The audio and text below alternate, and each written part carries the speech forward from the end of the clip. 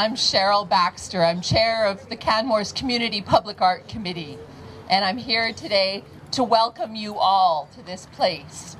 I'm welcoming you to a place that will become a gathering place for this community long into the future. The diversity of Canmore's public art collection celebrates our passion for the grandeur that surrounds us. We're here to welcome the newest addition to Canmore's public art collection, commissioned through a national competition in 2011 from our Public Art Trust. We are here to welcome Touchstone by artist Peter Powning.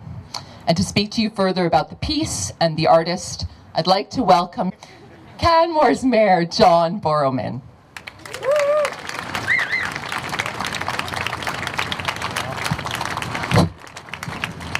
Hello, everyone. Thanks for coming. This is an amazing turnout. It's a really exciting turnout to see for unveiling of a piece of art, a significant piece of art in our community. The latest addition to our public art collection that's been commissioned through the public art acquisition funding that many councils have created and supported. So again, this is a great gathering. Thanks for coming. I did want to say a little bit about public art and the value of public art. Firstly, I'd like to note that public art, it elevates the urban landscape above the purely functional. So it's not just roads, street lights, that sort of thing. It brings a sense of place to the community. So it really helps to, as they say, elevate the urban landscape above the purely functional. I just wanted to say a few words about the artist, Peter Powning. Peter's worked with sculpture since the time he was a child, but more recently he's become a very well-recognized sculptor in Canada with more than a dozen significant commissions like this across the country. And recently was the recipient of the 2006 Sadie Bronfman Award, which is the most prestigious, the most significant award given to a ceramic, to a craft artist in the country. At this time, I'd like to ask Peter to join me, and we will unveil Touchstone. So Touchstone was conceived as a place marker for Canmore, sitting proudly at the prow of this magnificent new community gathering space. I will. Absolutely. Peter's extensive time here spent over the years and his passion for all that Canmore represents is reflected in every element of this sculpture. Oh, it's time. Touchstone's spire stretches 30 feet into the sky. It's made of stainless steel pierced with images of eagles in flight, a celebration of not only the migration that we're witnessing today, but Canmore's commitment to our natural environment.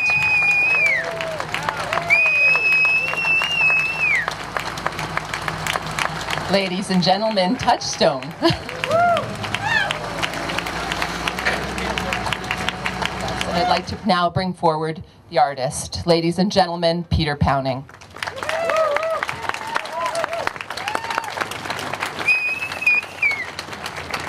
Thank you. The Touchstone was above all a collaborative community effort. The idea of asking the community to take part in creating its own narrative was the germ of the project that Heather was just speaking about. By providing me with objects and artifacts that had a part in defining Canmore for them personally, people gave me the source material for the bronze relief that is at the core of the sculpture. Or at least I thought it was until Lou Kamenka gave me all that great stone. I wanted to encourage community involvement, and did we ever get it? It's been a terrific experience to spend time here, meet people, and work with the very generous and dedicated folks who made this project possible. The themes of Touchstone were inspired by this place, its history, people, and natural setting. There are so many people who participated and helped with this project that I don't think I can name them all. In fact, I know I can't name them all. They know who they are, and I hope they don't mind not being listed. They all made me feel very welcome in Canmore and made the project possible as a collaborative community cultural enterprise. Many thanks to you all. Thanks, Heather. first met Peter in the spring, and I just fell in love with his idea, and his idea of incorporating stone in this, the Touchstone here, really triggered an interest in me in trying to bring the message of living in Canmore is like living in this great big natural history museum that tells such a magnificent story, and it just surrounds us on a daily basis, and it has recorded here about 500 million years of time. So I tried to select rocks that would represent the different geological history that's been part of the mountains here, and also the mining history that's been such an important part of the valley since the railway was put through here over 100 years ago. It was the masons that came with the first railway, the CPR, being pushed through, and they discovered this beautiful building stone on Mount Rundle, and thus it became called Rundle Rock. And if you go anywhere outside of really the Bow Valley or Alberta, no one knows what Rundle Rock is, because it's just associated with Mount Rundle. From that original quarry, they built the Banff Springs Hotel and the Cave and Basin, and then Rundle Rock quarries flourished in the valley. There was as many as 10 at one time, and now they kind of died out. We're down to 2 quarries. But the other stone industries have blossomed in the valley as well. There's been the limestone that's been going on for 100 years, and the coal mining.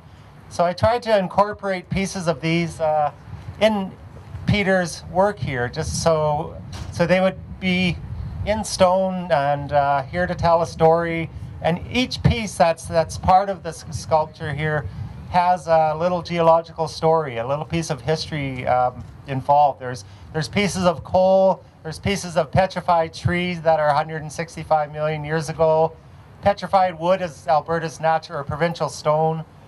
So there's just a whole host of, there's fossils and cool things. It's a real educational piece of work, and I'm just so glad to be part of this. So thanks again, and it's been wonderful to be part of this, and thank you, Peter.